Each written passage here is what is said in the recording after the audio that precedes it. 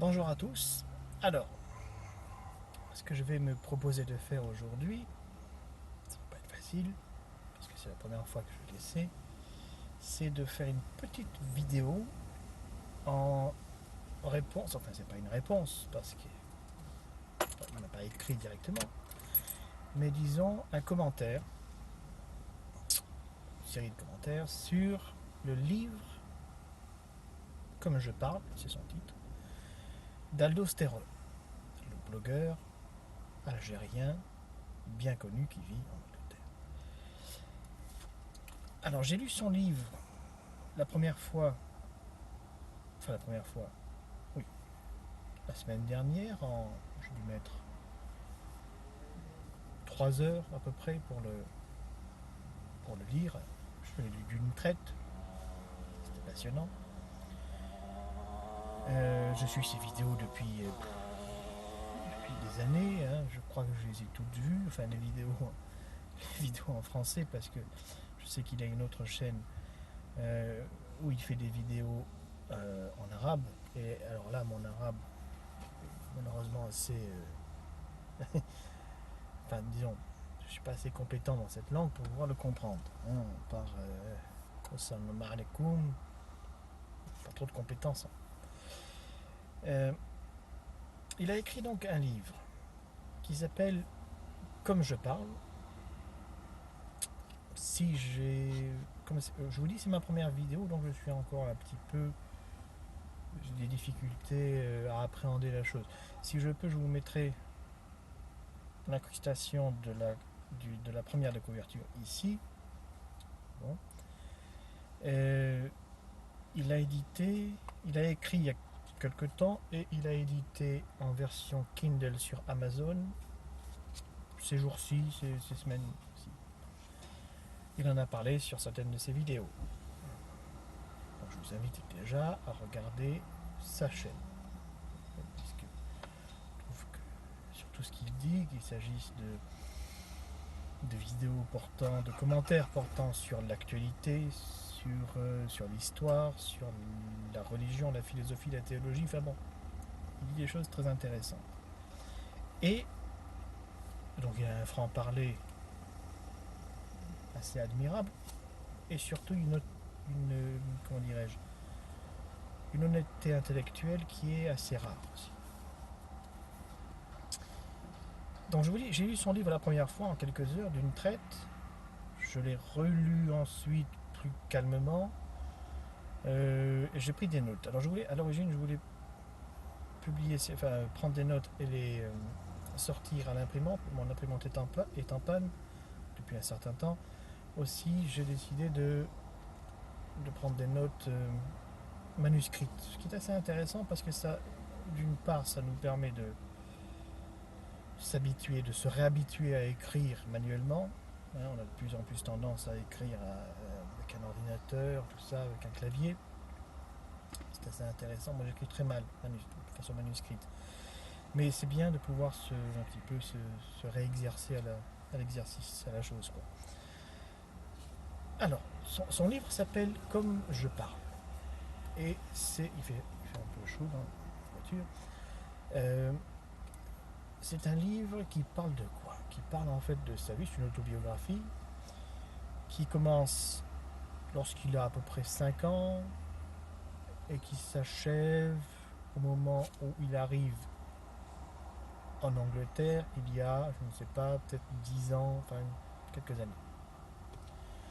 Il raconte en gros, de son point de vue, l'histoire de l'Algérie post-coloniale, post-1962, et ce qui lui est arrivé. Ce qui lui est arrivé à lui personnellement et ce qui est arrivé à son pays. C'est sa propre vie. Alors moi, personnellement, je suis né. Alors, lui dit, au début, il dit, un de ses premières phrases, peut-être sa première phrase, c'est je suis né au milieu des années 70 en Algérie, à l'est de l'Algérie, à Oran, tout ça. Pour m'identifier, moi je suis né à la fin des années 70, on doit avoir 3 ou 4 ans d'écart. Aldo, je me permets de te côtoyé, donc nous sommes contemporains. Moi je suis né dans le sud de la France, famille de la classe moyenne comme on dit, bon, peu importe. Donc né au milieu des années 70. J'ai pris des notes des choses qui me paraissaient les plus intéressantes. Tout est intéressant, mais celles qui me paraissaient les plus dignes d'être commentées. Et d'être commentées par rapport à ma propre vision de l'autre côté de la Méditerranée. Parce qu'on est juste en face, hein, les uns des autres. Un de ces premiers chapitres ou paragraphes, ça s'appelle le changement.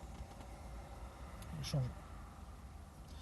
Il dit, là je cite, dès le début des années 80, la cité commença à changer. Il vivait avec sa famille dans une cité, pour mes souvenirs ça s'appelle la Cité de l'Air à Oran, je ne sais pas s'il existe encore. Et il rajoute, le changement fut très rapide. Quelques lignes plus loin, il dit, tout commença par l'arrivée de nouveaux habitants. Tout commença par l'arrivée de nouveaux habitants. Et du point de vue français, effectivement, nous avons aussi connu des changements, et notamment ces changements sont arrivés avec de nouveaux habitants. Il rajoute, ils n'étaient pas comme nous. Il dit, auparavant, il dit, nous les avons accueillis d'Algériens en Algérien, là-bas, mais il dit, ils n'étaient pas comme nous. Ils allaient nous faire subir les pires humiliations. Ils allaient transformer notre vie en cauchemar. Là, c'est quand même un terme assez fort. Ils allaient transformer notre vie en cauchemar. Et les paragraphes suivants, les chapitres suivants, dans les chapitres suivants, ils détaillent, j'en parlerai tout à l'heure, ils détaillent la façon dont ces gens ont transformé leur vie en cauchemar. Et là, il pose la question essentielle, une des questions essentielles, il pose la question, d'où venait-il ? Il répond, je ne saurais le dire avec certitude. La meilleure théorie à laquelle je sois parvenu est qu'il serait originaire des villages de l'arrière-pays. Il se pose la question, est-ce que ce sont des paysans ? Des paysans ? Je ne le crois pas. Travailler la terre enseigne des valeurs fondamentales. Ce qui est vrai en Europe, ce qui est vrai, je pense, effectivement, en Algérie, en Afrique, en Asie, dans tout. Il raconte un peu plus loin comment il a rencontré, rarement, mais parfois, des paysans algérien qu'il a toujours trouvé dignes, habillés un peu bizarrement, dit-il, mais des gens d'une grande bonté et d'une grande hospitalité. Donc il dit, qui sont-ils ? Il dit, non, je penche pour les villages et hameaux de l'arrière-pays. Alors, il utilise le terme douawir. J'ai essayé de chercher sur internet, je n'ai pas trouvé la signification exacte du terme, donc je pense que effectivement ce sont des villages ou hameaux d'arrière-pays. Et là il dit, et à moins qu'ils ne soient sortis de terre comme Gog et Magog. Alors ça interpelle. Ça interpelle parce que Gog et Magog, donc la référence biblique évidemment, je crois, j'en suis pas sûr. Peut-être que c'est dans le Coran, mais je ne suis pas spécialiste du Coran. Ça fait partie quand même de références assez solides, religieuses. C'est en gros, s'ils sont sortis de terre, comme Gog et Magog, ce sont un petit peu comme, je ne sais pas, des démons. Je crois qu'à un moment dans une de ces vidéos, il parle de zombies, lorsqu'il parle des islamistes à la Daesh, etc. Et des islamistes de chez lui, les Algériens, les Haggara, comme on en parlera plus tard peut-être. Alors, après il continue et il qualifie, donc les nouveaux arrivants étaient facilement identifiables, leurs enfants étaient tout le temps dans la rue. Tout le temps dehors, dans la rue.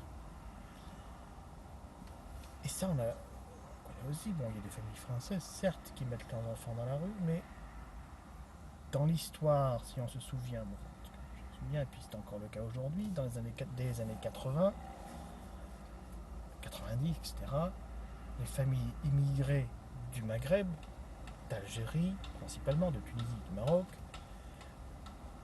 ont une tendance, et ça tous les gens qui vivent avec, qui vivent à côté l'ont remarqué, c'est qu'effectivement leurs enfants sont toujours dans la rue. Football, ils jouent à ce qu'ils veulent, bon, dans la rue. Là-dessus, petite parenthèse, du point de vue français, nous avons subi un changement drastique dans l'immigration, dans l'histoire de l'immigration en France.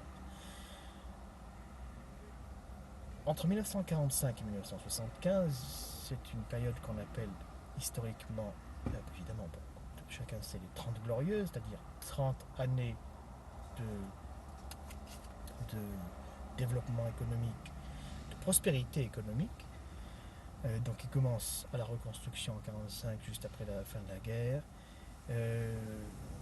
qui continue pendant toutes les années 50, toutes les années 60, et qui se termine dans les années 75 à peu près, au moment de la crise pétrolière, du premier choc pétrolier, 73. Or, pendant toutes ces années entre 45 et 75, on avait connu une immigration de travail. Une immigration de travail qui était favorisée notamment par le grand patronat qui voulait trouver de la main-d'œuvre bon marché et qui, de la même façon, faisait pression sur les salaires des ouvriers, des employés français, parce qu'ils mettaient en compétition des gens qui venaient des anciennes colonies, hein, à partir des années 60, après la décolonisation, après 58-62, ils mettaient en compétition donc des employés, des ouvriers français avec des ouvriers, des employés étrangers, venus des ex-colonies, qui étaient bien contents de toucher des sommes d'argent, des salaires qui étaient bien supérieurs à ce qu'ils pouvaient connaître chez eux, mais qui étaient bien inférieurs, en tout cas inférieurs à ce que les ouvriers et employés français connaissaient chez eux. Ça a toujours été un instrument employé par le grand patronat, hein, par les PME bien sûr, mais de grands groupes, pour faire pression sur les salaires des Français à la baisse. Mais en 75 donc, pour revenir à ça, en 75, lorsque le premier choc pétrolier a lieu, on se dit, bon, théoriquement, l'immigration de travail, on n'en a plus besoin. Ça semble logique, puisque le plein emploi qui existait encore allait disparaître et a disparu dans les décennies qui ont suivi, dans les années qui ont suivi. Donc, on ne peut plus se permettre d'avoir une immigration de travail, puisque de toute manière, on aura du chômage massif, de plus en plus. Or, qu'a fait le gouvernement? Et c'était un gouvernement de droite. C'était pas des socialistes, c'était le gouvernement de monsieur. Le président, c'était monsieur Giscard d'Estaing. Le premier ministre, son premier ministre, c'était monsieur Jacques Chirac, le futur président de la République. Qu'est-ce qu'ils ont décidé? Ils ont dit, on va arrêter l'immigration de travail. On n'en a plus besoin. Logique. Sauf que, par un étrange tour de passe-passe, tour de magie, je ne sais pas, ils ont décidé, je crois que c'était en 75, je pense que la loi doit dater de 75, ils ont décidé de voter une loi sur le regroupement familial. C'est-à-dire, pour faire simple, pendant longtemps, le travailleur immigré, algérien par exemple, qui venait travailler en France, travaillait, était payé, souvent il envoyait l'argent au bled, comme on dit, et bon. En gros, tout le monde était content. À la fin de son travail, il retournait là-bas, il y avait un cousin qui faisait un aller-retour. Là, ce n'est plus pareil. C'est plus une immigration de travail, c'est une immigration de peuplement. puisque lorsqu'on dit à l'immigré de travail, écoute, le travail maintenant, l'immigration de travail, on ne peut plus. Par contre, on peut faire venir ta famille. Et si ta famille arrive, évidemment, tu vas bénéficier des allocations, etc. etc. Bon, c'est toute l'histoire de l'immigration après 75. Et c'est une histoire absolument catastrophique pour la France. Catastrophique pour la France.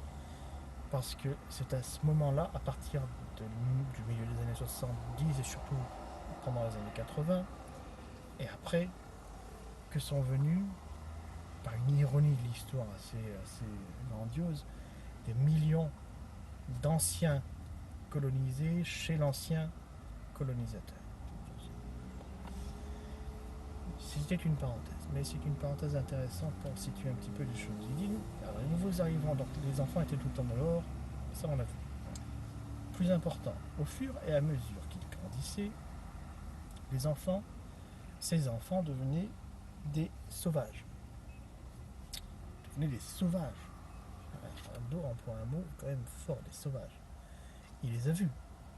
Je veux dire, lui, c'était pas un sauvage, c'était un garçon issu d'une famille, disons, je sais pas, de la classe moyenne algérienne, comme tu dis, des gens polis, serviables, qui vivaient dans une cité, qui étaient bien contents de vivre dans une cité où tout le monde s'entendait bien. Et là, il dit,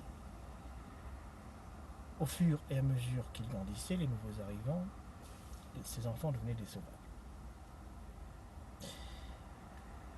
Et là, du point de vue... si on franchit la Méditerranée, les sauvages en question, on en a aussi, ce sont les mêmes. Ce sont les mêmes ou ce sont leurs fils, mais disons, les réflexes sont les mêmes. Il y a un livre très intéressant qui est paru il n'y a pas très longtemps de M.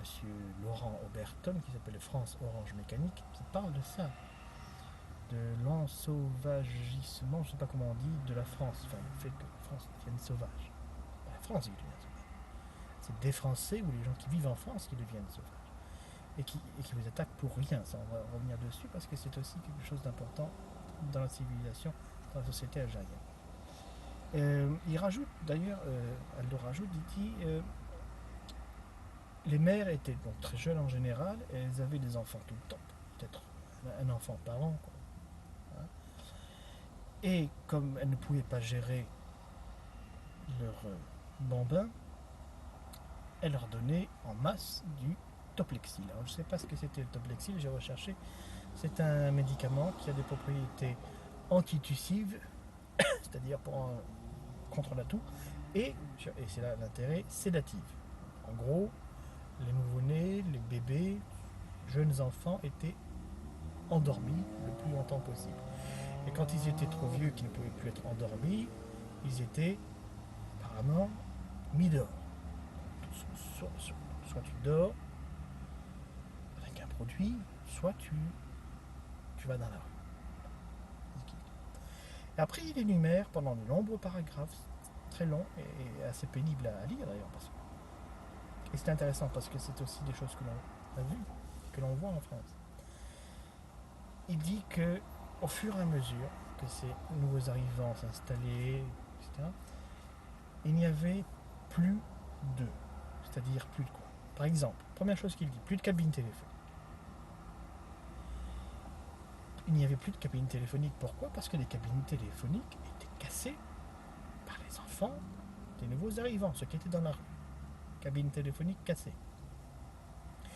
D'où création des taxiphones, je ne sais pas comment on appelle ça, des magasins spécialisés, surveillés évidemment, où on pouvait téléphoner. Mais les cabines téléphoniques isolées étaient cassées. En Algérie, à Oran, au début des années 80. Les boîtes aux lettres étaient cassées. Alors les boîtes aux lettres cassées, ça en France on connaît dans les cités, dans la fameuse cité HLM qui était peuplée à l'origine de Français à l'époque de la crise du logement après-guerre. C'était nos cités HLM en France étaient peuplées par des Français qui venaient de la campagne, étaient peuplées par des étrangers venus, des Italiens, des Polonais, des Portugais, Espagnols, puis des pieds noirs, après 62, bon, et tout se passait très bien dans les années 50, 60, 70, pas de problème, il n'y avait rien qui brûlait. Mais à une certaine époque, quand toute cette population, après 75, après le décret, la loi de Chirac et de Giscard, qui autorisait le regroupement familial, lorsque des centaines de milliers de personnes en plusieurs décennies sont arrivées, les familles, etc., sont arrivées en France et ont été logées par l'État dans les cités HLM. Il y a eu remplacement de population. Parce que les Français ou les étrangers d'origine européenne, les Piémonts, tout ça, qui vivaient dans ces cités, ont vu arriver, ça c'est un phénomène qui se passe partout, ont vu arriver les mêmes personnes qu'Aldo a vu arriver chez lui. Ils sont partis. Exactement ce qu'il dit. Aldo le dit. Ils ont dû déménager. Et nous, en France, on a dû... Enfin, pas moi personnellement, mais milliers, dizaines de milliers de Français, centaines de milliers de Français qui habitaient dans les années 60, 50, 60, 70, 80, qui habitaient dans ces appartements HLM. Ils ont déménagé parce que lorsque les familles de ces sauvages arrivaient, sauvages, c'est un grand mot, mais des gens qui n'avaient pas la même culture, quand les boîtes de lettres ont commencé à être cassées, quand les vitres ont commencé à être cassées, quand tout ça a commencé, comme en Algérie, je vais y revenir, ils sont partis. Et la même chose s'est passée en France et continue. Il dit les cabines téléphoniques, les boîtes aux lettres, les vitres ont été cassées, les voitures ont été attaquées. Ça aussi, les voitures, ça. Nous, en France, la grande tradition, c'est de les brûler, les voitures. Le 14 juillet, quand on date, on brûle les voitures. Tous les jours, on brûle les voitures en France. Quand je dis on, il y a un lien évident avec la situation que décrit Aldo à cette époque. Et nous, c'est de plus en plus. Comme les voitures étaient dégradées, il a fallu que les gens construisent des espèces de garages de fortune, cadenassés. Pour ça, il a fallu enlever la végétation. Quand la police a été dépassée, apparemment, l'État a décidé de vendre rapidement les appartements aux locataires, et donc le concierge a pris sa retraite, il n'a jamais été remplacé. Donc la cave, il y a un grand paragraphe sur la cave de sa cité, c'était une espèce de très grande surface souterraine où les gens qui vivaient au-dessus entreposaient leurs machines cassées, enfin bon, toute cave. Mais dans la cave, il y avait les tuyaux d'évacuation des eaux usées que les nouveaux arrivants se sont empressés de casser. Casser les tuyaux. Ils ont ouvert. Résultat, les eaux usées, pour être poli, se sont engouffrées et vous aviez apparemment, d'après ce qu'il écrit, des couches, je sais pas, vous aviez au genou dans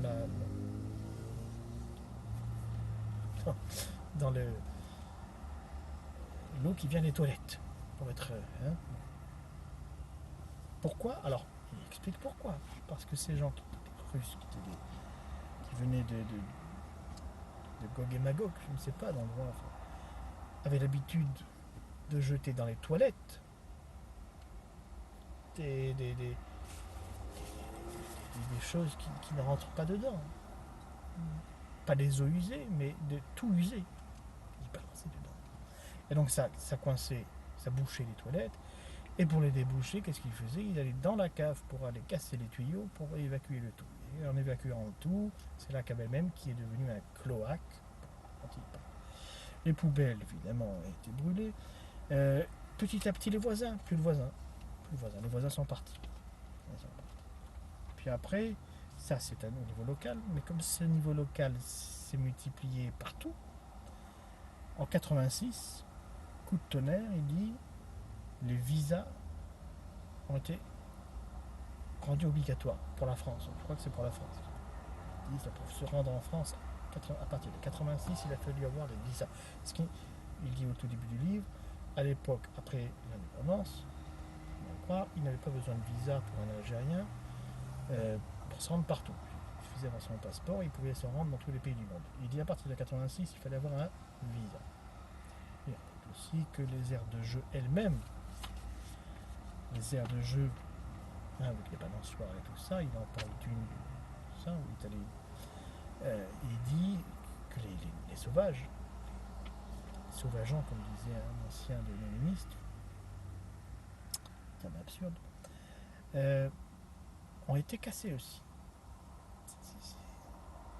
Et on voit ça exactement en France aujourd'hui. Des, comment dire,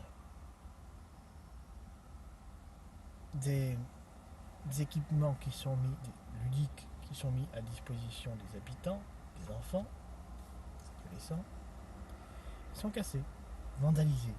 Pourquoi? Pour rien. On va revenir pourquoi. Il dit pour rien. Et alors justement, il dit, avec ces nouveaux arrivants, il y a un trait psychologique important qu'il est nécessaire de comprendre. Ils ne sont responsables de rien. Ils sont responsables de rien. Il dit, c'est toujours la victime qui est responsable d'une agression, d'un assassinat, d'un viol.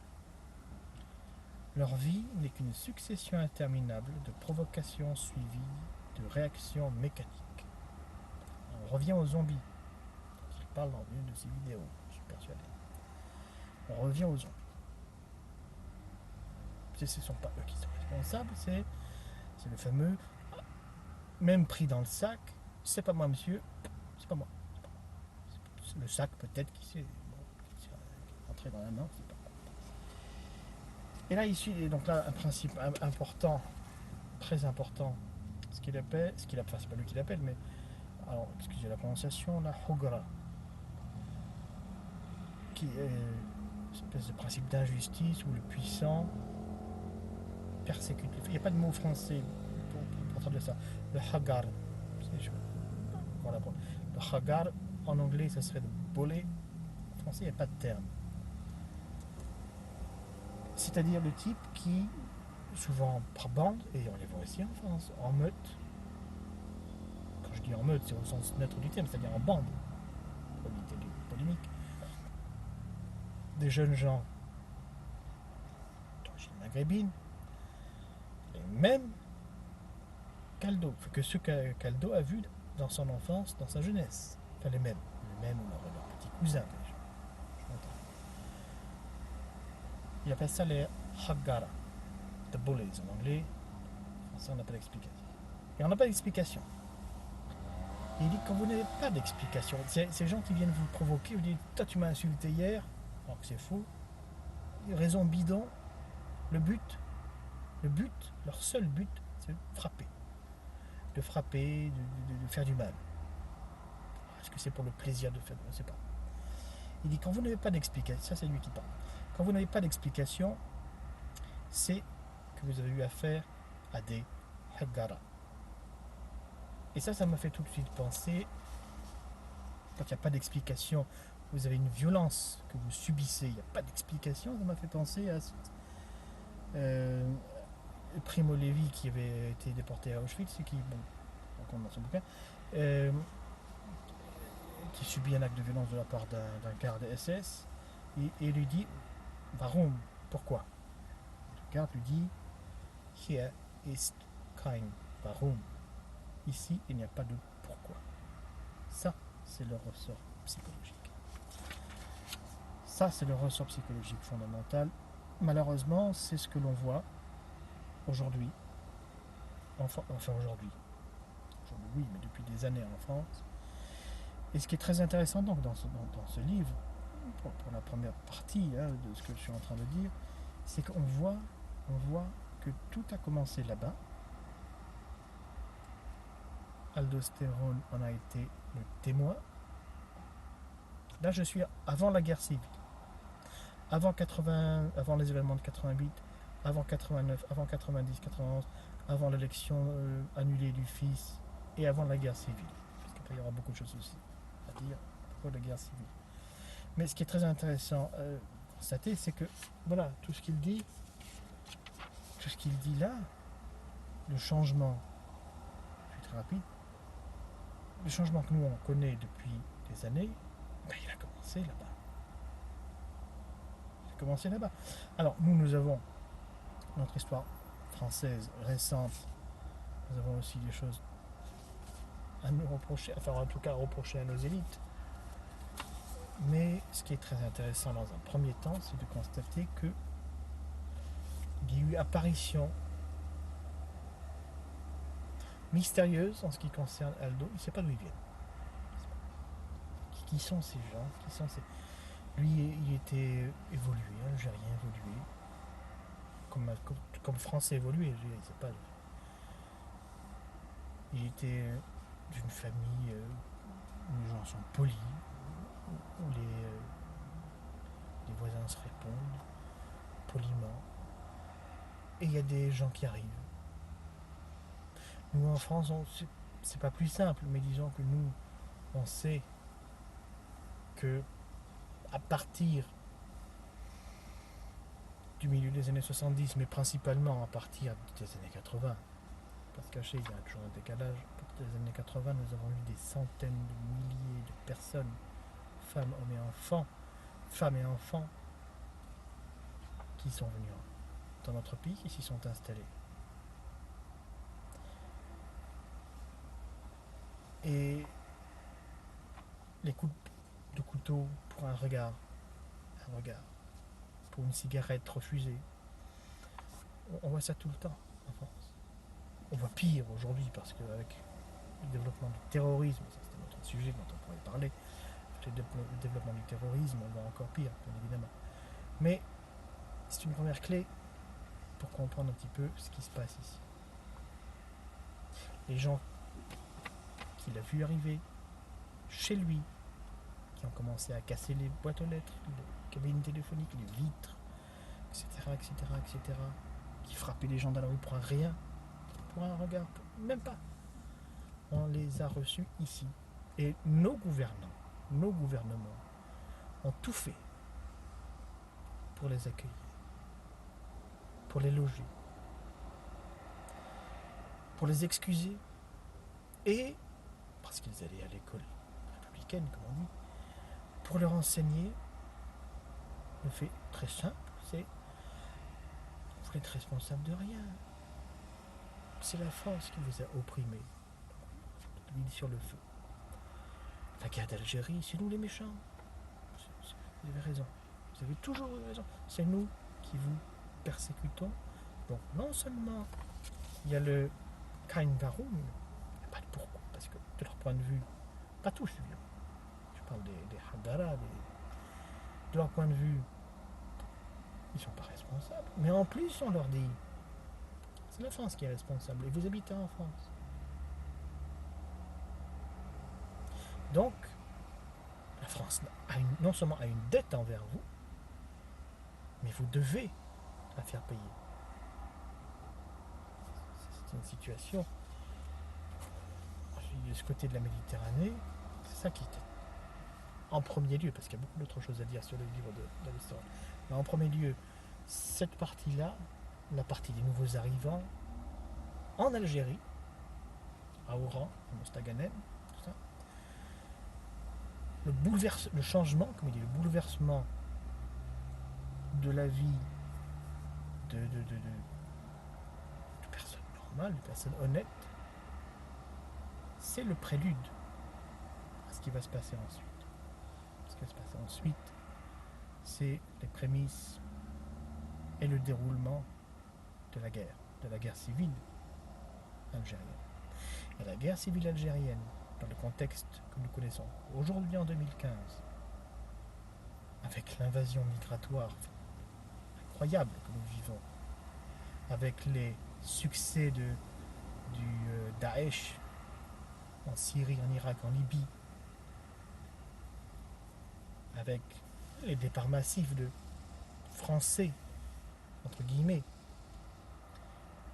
fussent-ils français de souche, mais convertis au sunnisme le plus radical, tous ces gens qui partent, séduits par quoi? Par la vision de type cagoulé qui prennent un couteau et qui scient méthodiquement la tête d'un otage lié à terre, c'est ça qui leur plaît. C'est ça qui les attire là-bas. Là, nous sommes le 25 août, donc avant-hier, je crois que c'était avant-hier, il y a eu une tentative d'attentat dans l'Italie, comme tout le monde sait, qui a été empêché in extremis parce que des passagers ont réussi à maîtriser l'agresseur. Il avait une Kalachnikov, 9 chargeurs et un pistolet automatique. Il aurait pu tuer 50 personnes. On a eu de la chance. On n'aura pas toujours autant de chance. Et celui, le type en question, Ayoub al, je ne sais pas plus son nom, c'était un bras cassé. C'était un refoulé de Daesh.